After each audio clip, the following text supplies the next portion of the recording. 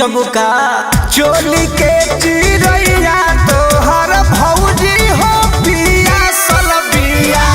चोली के चिरैया तोहर भौजी हो पिया सलबिया।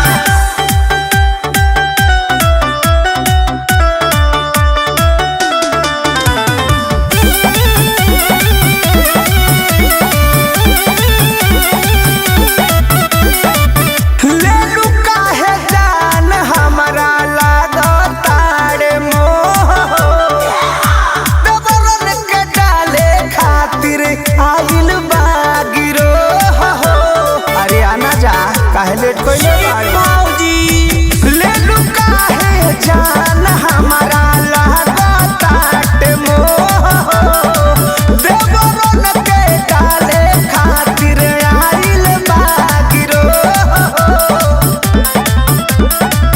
जानतानी चसल बिया।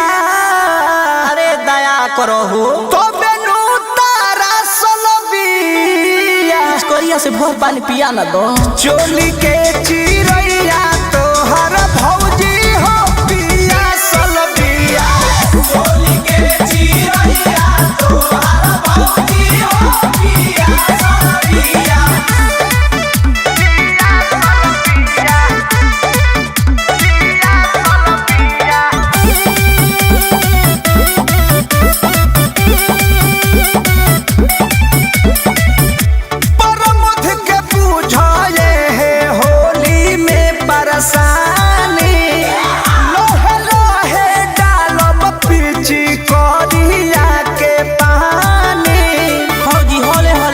भीतर ले भी जा वीरेंद्र के पूछे है होली में परेशानी लोहे लोहे डालब पिची कोरिया के पानी